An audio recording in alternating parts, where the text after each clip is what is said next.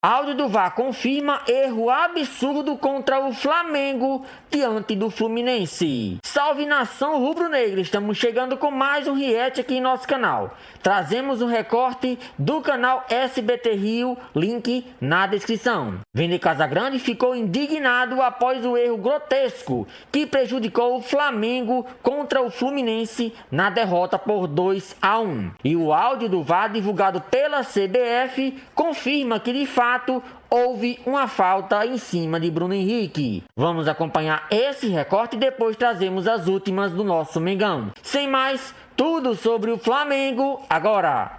De qualquer forma, a única coisa que eu quero deixar claro aqui é que apesar do lance lá do pênalti do Thiago Silva no Bruno Henrique, e que eu acho que foi pênalti, o Fluminense mereceu vencer o jogo, tá? O Fluminense foi melhor dentro do Maracanã. Vamos fazer o seguinte, então, vamos colocar esse lance aqui e daqui a pouco eu vou botar o do Rossi de novo, que o Vene quer desabafar. Esse lance que o Pedrosa tá citando, na tela o Thiago Silva vai tentar tirar a bola e, na verdade, ele dá um bico, né, na panturrilha do Bruno Henrique e ele cai no chão, isso dentro da grande área, pênalti, né? Eu também achei que foi pênalti. Você achou também, Vene Casagrande, que isso aí foi pênalti? Não, é inacreditável alguém não achar que isso foi pênalti, de verdade.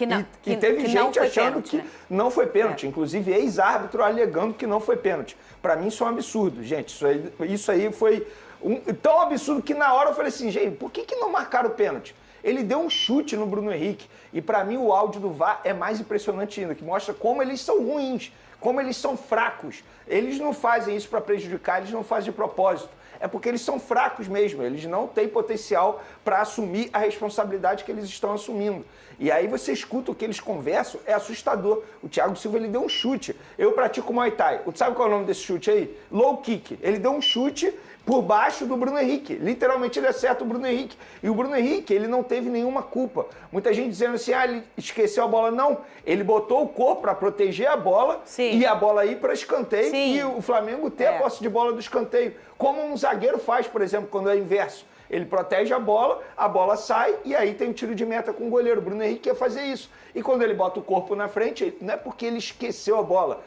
Ele queria sofrer a falta. Não foi por causa disso. Ele queria proteger a bola. E o Thiago Silva, embora tenha sido sem querer, mas a gente sabe que sem querer também é falta, ele deu um chute no Bruno Henrique. E pra mim isso é pênalti. Agora, dizer que o Flamengo perdeu a partida por conta desse lance, eu acho também um absurdo.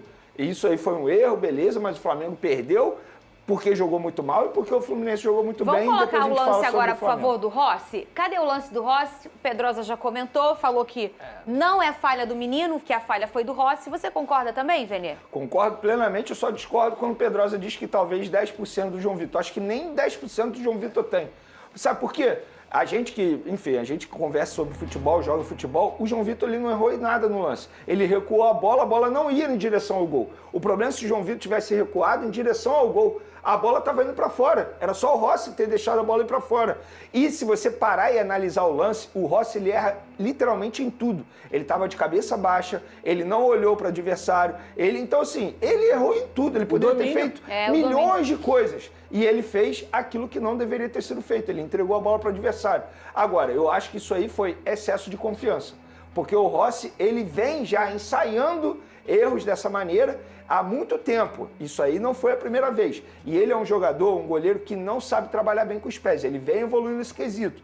Tanto é que eu vou recordar que quando o São Paulo era treinador do Flamengo, o Rossi era reserva por conta disso. Ele escolhia o Matheus Cunha porque entendia que o Matheus Cunha jogava melhor com os pés do que o próprio Rossi. Pô, mas aí eu vou discordar, não. Vene.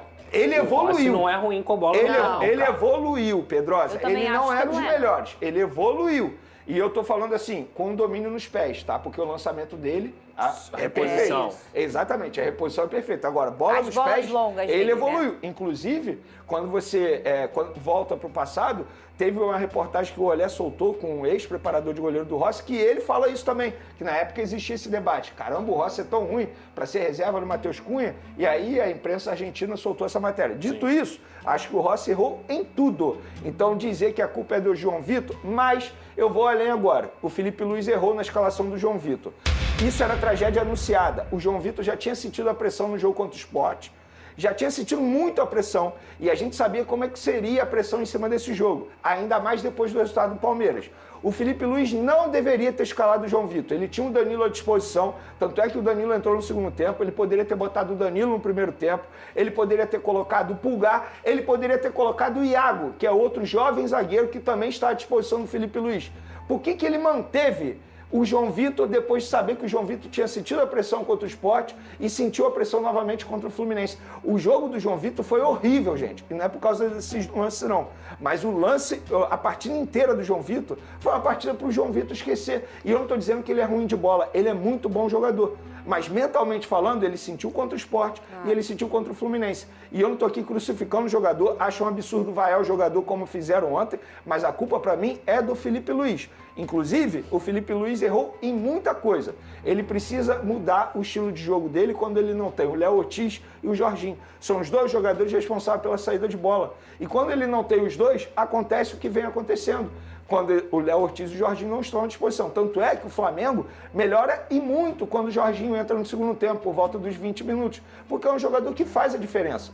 Tecnicamente falando, é alto nível. O Saul não fez um bom jogo. O Pulgar também acabou sobrecarregado e não fez um bom jogo. O Emerson Royal, novamente, muito abaixo, mas muito abaixo mesmo. Péssimo jogando jogo. de uma maneira espetada e sobrecarregando o João Vitor também do lado direito. Então, tudo deu errado ontem para o Flamengo. O primeiro tempo do Flamengo ontem repete o que vem acontecendo no Flamengo. Eu venho falando aqui, que aí muita gente levanta a tese, o que importa é que venceu. Mas vai chegar uma hora que não vai vencer. A sorte do Flamengo, que o Palmeiras, que briga pelo título, está acontecendo algo que ninguém imaginava. O Palmeiras não vence 3 jogos no Campeonato Brasileiro e jogando mal. Porque se o Palmeiras estivesse fazendo o que muita gente imaginava, o Flamengo hoje não era o líder.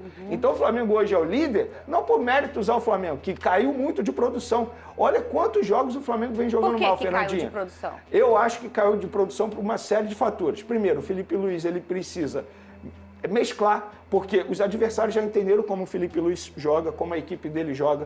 Eu acho que também tem a questão física, isso precisa ser mencionado também, porque tanto o Flamengo quanto o Palmeiras, eles vêm numa sequência absurda, são duas equipes que jogaram o Mundial, durante a data FIFA também eles foram muito prejudicados, e também tem um pouco de soberba em alguns jogos do Flamengo, que não foi nesse jogo aí, na minha concepção, mas contra o Fortaleza foi, contra o São Paulo foi, contra o Grêmio foi, contra o próprio Santos também foi um pouco. Então, assim, é um jogo que resume aquilo que tem acontecido no Flamengo nos últimos jogos. A questão agora é como melhorar. Isso aí o Felipe Luiz precisa fazer. Vamos colocar na tela aqui, Pedrosa, o Zubeldia invicto no Maracanã quando é mandante, que o Vasco já fez uma graça lá. Alô, com Cris! Com o Zubeldia no Maracanã, mas o Vasco quer o mandante. O Tricolor venceu os 7 jogos que fez como mandante e 2 foram contra rivais, o Botafogo e o Flamengo. O Botafogo, inclusive, que foi a estreia do Zubeldia à frente do Fluminense. A equipe perdeu apenas para o Vasco, mas aí, como eu falei, o Vasco era o mandante, o Fluminense era o visitante. E foi só um gol, o gol de ontem, que ele sofreu em 7 jogos. O homem é uma máquina no Maracanã, Lucas Pedrosa, 100% de aproveitamento. E se você quiser olhar, não foi nem um gol de bola rolando, né? É foi verdade. um gol de pênalti, foi um gol de bola parada. Eu lembro muito, e vocês vão lembrar também, na entrevista do Renato, quando ele saiu. Eu quero ver o próximo. E o próximo? Tá aí o próximo.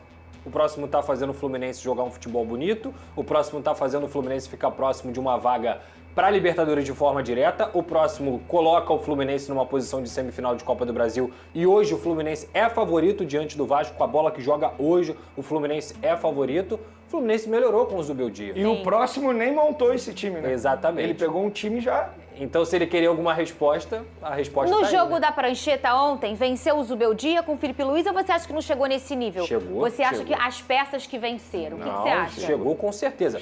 Primeiro que a gente tem que avaliar que é o seguinte, o Fluminense ontem estava completo. O melhor Fluminense Então, possível esse é um era ponto aquele que estava em campo. importante. O melhor Flamengo possível estava longe de estar em campo. se você não tem o Arrascaeta, se você não tem o Jorginho desde o início, se você não tem o Léo Ortiz, se você não tem o Varela, o Alexandro, cara, o time do Flamengo foi metade praticamente capengado, digamos assim, em relação ao que é a equipe titular. Só que é isso que faz o jogo ser equilibrado. E é isso que faz o Fluminense ser melhor, inclusive, do que o Flamengo. Lembra que a gente fez aqui o 11 contra 11? Quem ganhou? O 11 contra 11? O Fluminense. Então, assim, além do Fluminense ser um bom time, ele tá sendo muito bem treinado e o Zubeldia conseguiu recuperar o espírito de luta que essa equipe sempre teve. Eu acho que ele ganha o jogo principalmente porque ele percebe que o Flamengo não teria qualidade nessa linha de defesa e ele pressiona o Flamengo o tempo inteiro no primeiro tempo com todo mundo. Não era um ou outro jogador pressionando, era todo mundo pressionando na linha de frente, fazendo o Flamengo errar. Fazendo o Flamengo errar coisa técnica, coisa que esse time não deveria acontecer pelo investimento que tem. Então, para mim, o Zubeldia ontem fez um baita de um jogo. Por exemplo, eu acho que alguns jogadores do Flamengo não renderam pela estratégia do Zubeldia. É o caso do Luiz Araújo, do próprio Carrascal. O Samuel Lino vem jogando mal há alguns jogos. Então, não é só por causa da estratégia do Zubeldia. Mas quando a gente fala que o Flamengo jogou mal, embora tenha melhorado no segundo tempo, mas foi muito graças ao que o Zubeldia fez, ao que o Fluminense fez. Não é só demérito do Flamengo, é mérito também do adversário. E, de fato, o Zubeldia não deixou o setor ofensivo do Flamengo trabalhar. Luiz Araújo mal, Carrascal mal, Bruno Henrique muito mal. E, assim, o Juninho entrou no segundo tempo, até ajudou ali na questão do pênalti, que o Jorginho acabou batendo muito bem. Por exemplo, o único jogador que eu, entre aspas, salvaria seria o Cebolinha, que entrou muito bem e veio pedir passagem. Acho até que hoje, se eu tivesse que escolher alguém para ser titular, seria o Cebolinha e não o Samuel Lino. Porque o Cebolinha ele vem pedindo passagem, vem entrando muito bem nos últimos jogos.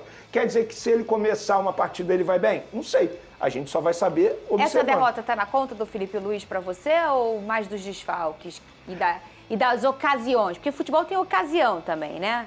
Circunstâncias, na verdade. Eu preciso ser coerente porque eu critiquei aqui a escalação do João Vitor. Acho que ele errou nessa escalação. Agora, em relação aos demais jogadores, quem sou eu para dizer que ele errou? Por exemplo, ele botou o Jorginho só nos minutos finais do segundo tempo. Talvez isso tenha sido combinado com o próprio jogador, para ele ganhar minutagem.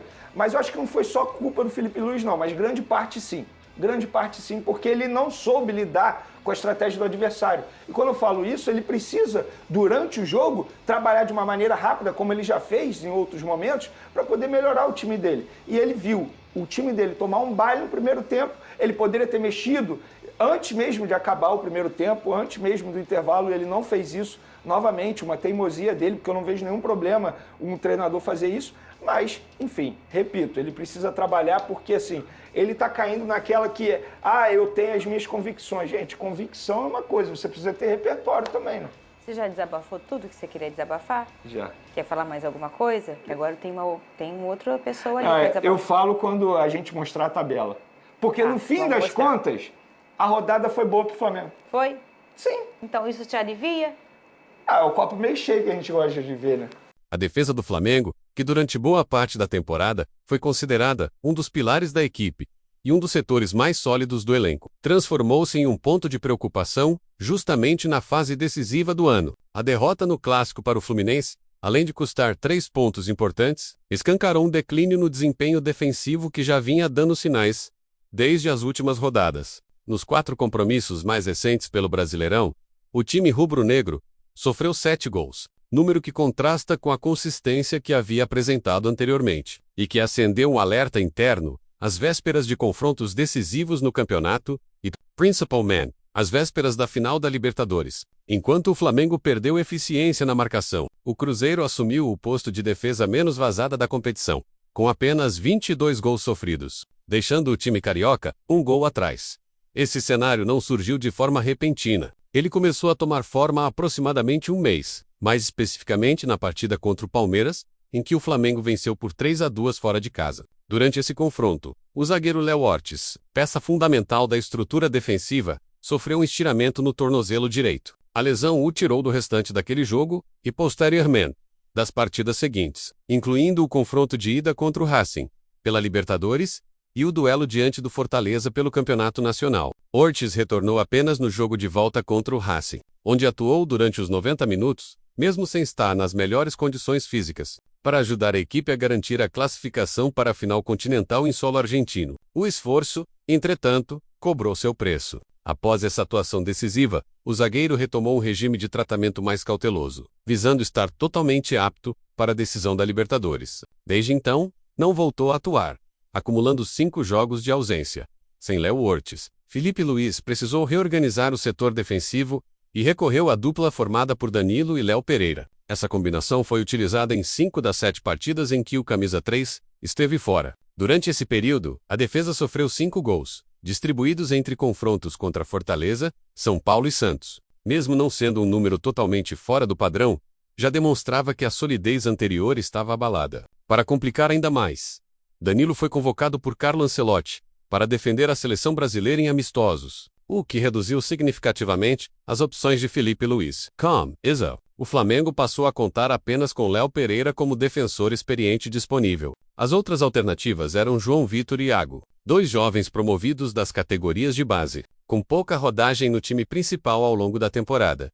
No primeiro jogo em que o Flamengo não pôde contar nem com o Ortiz, nem com Danilo, contra o Sport, a escolha recaiu sobre João Vitor, para atuar ao lado de Léo Pereira. O jovem, ainda em processo de adaptação ao ritmo e à pressão do futebol profissional, teve uma atuação oscilante, o que levou a questionamentos sobre sua manutenção na equipe titular. Mesmo assim, recebeu uma nova oportunidade na partida seguinte, o clássico contra o Fluminense, uma decisão influenciada não apenas pelo desejo de dar mais minutos ao jovem, mas também pelas circunstâncias logísticas envolvendo o retorno de Danilo ao Brasil. O zagueiro da seleção pousou no Rio de Janeiro às 18h20, vindo diretamente de Paris, após enfrentar a Tunísia, onde atuou por 45 minutos. Seguiu direto para o Maracanã, chegando menos de 1 hora antes da delegação do Flamengo. Apesar da disposição e do esforço para estar disponível, a comissão técnica entendeu que seria imprudente utilizá-lo desde o início, considerando que havia jogado menos de 24 horas antes e levando em conta a necessidade de preservá-lo fisicamente até a final da Libertadores.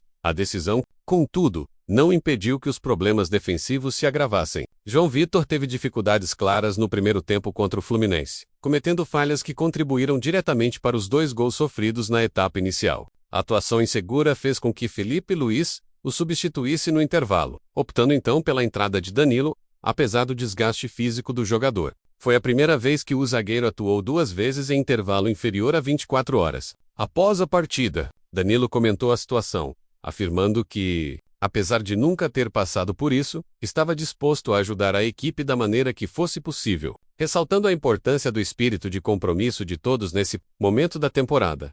Ele também destacou a dor da derrota, lembrando que se tratava de um clássico de grande rivalidade, e reforçou a necessidade de maturidade para assimilar o resultado e virar rapidamente a chave, já que o Flamengo entra em campo novamente no sábado, em mais uma partida decisiva na corrida pelo título. Segundo ele, este momento da competição é especialmente complicado por conta da interrupção causada pela data FIFA, o que atrapalha o ritmo e cria desafios adicionais na preparação, mesmo com a derrota. O Flamengo conseguiu se manter na liderança do Brasileirão com 71 pontos, seguido de perto pelo Palmeiras, que tem 69, e enfrenta o Fluminense no Allianz Parque no mesmo dia em que o rubro-negro recebe o Bragantino no Maracanã. Essa proximidade aumenta ainda mais a pressão sobre o time de Felipe Luiz, que precisa reencontrar o equilíbrio defensivo rapidamente para não colocar o título em risco.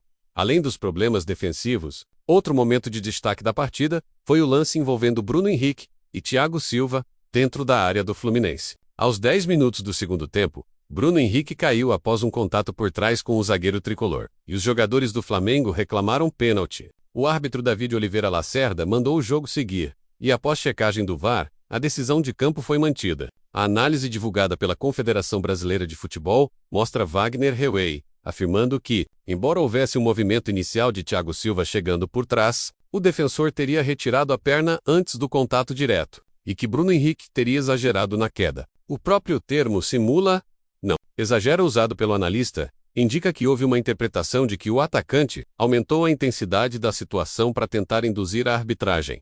A opinião dividiu especialistas. Mas, de maneira geral, prevaleceu a visão de que o contato entre os jogadores foi mais consequência da movimentação de Bruno Henrique do que de uma ação contundente de Thiago Silva. Para PC Oliveira, especialista em arbitragem, tratou-se de um lance inevitável, típico de disputa por posicionamento dentro da área, no qual é essencial entender quem está de fato buscando a posse da bola, e quem acaba induzindo um contato para tentar obter vantagem, Do outro lado, o técnico do Fluminense, Zubeldia, destacou após a partida que a estratégia montada para enfrentar o Flamengo foi fundamental para o triunfo tricolor. Segundo ele, a comissão técnica analisou minuciosamente as forças e fraquezas do adversário, preparando 3 orientações principais para quando a equipe tivesse posse da bola e outras 3 para o momento em que estivesse sem ela. Zubeldia ressaltou que a execução dessas orientações foi determinante, especialmente a ocupação inteligente dos espaços defensivos, o que permitiu neutralizar boa parte das tentativas ofensivas rubro-negras durante grande parte do jogo. O primeiro tempo realmente mostrou um Flamengo desconfortável em campo. O Fluminense abriu o placar aos 25 minutos após um chute potente de Lúcio Acosta, que aproveitou um espaço entre as linhas rubro-negras e finalizou sem chances para Rossi. Pouco depois, aos 33 minutos, o goleiro flamenguista falhou ao não segurar uma bola relativamente simples, entregando-a nos pés de Kevin Serna, que apenas empurrou para o fundo da rede, ampliando a vantagem e deixando o Flamengo ainda mais pressionado. Na etapa final, o time de Filipe Luís voltou mais organizado e incisivo, buscando reverter o placar. Houve momentos de pressão intensa, incluindo o lance do possível pênalti de Bruno Henrique. Mas o gol rubro-negro só saiu aos 40 minutos, após a bola bater no braço de René, dentro da área. Jorginho converteu o pênalti e diminuiu o placar, mas já não havia tempo suficiente para a reação. Agora, o Flamengo precisa se reorganizar emocional e taticamente para enfrentar o Bragantino no Maracanã, em um duelo essencial para manter a liderança da competição. A proximidade do Palmeiras na tabela e a oscilação defensiva recente tornam o confronto ainda mais tenso. Além disso, a situação física dos jogadores, especialmente dos zagueiros, exige cuidado redobrado para evitar novas lesões às portas da decisão continental. O cenário atual pressiona o elenco a reencontrar rapidamente a confiança e a consistência que marcaram grande parte da campanha. Com a final da Libertadores no horizonte e o Brasileirão entrando em seu sprint final, cada detalhe se torna determinante. O Flamengo vive um momento em que precisa equilibrar recuperação, foco e ajustes táticos para não permitir que uma fase turbulenta, defensivamente, comprometa todo o trabalho feito ao longo da temporada. A equipe sabe que depende apenas de si para conquistar o título nacional, mas também reconhece que para isso precisará apresentar mais solidez e maturidade nos próximos desafios. O tempo é curto, os adversários estão próximos, e o desafio de superar essa instabilidade se tornou prioridade máxima dentro do clube.